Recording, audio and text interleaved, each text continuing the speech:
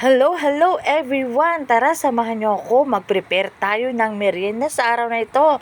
At dahil meron nga tayo ditong saging, ito, at nagpapainit na tayo ng mantika. And ready to fry na ang ating saging. Alam niyo po ba na ang tawag nito sa amin sa probinsya ay kalamay na saging. Pero dito po sa lungsod, ang tawag nito ay maruya. Napakasarap na merienda po nito. O, ayan. At piniprito na nga ni Inday ang saging. O, binabaligtad na po natin.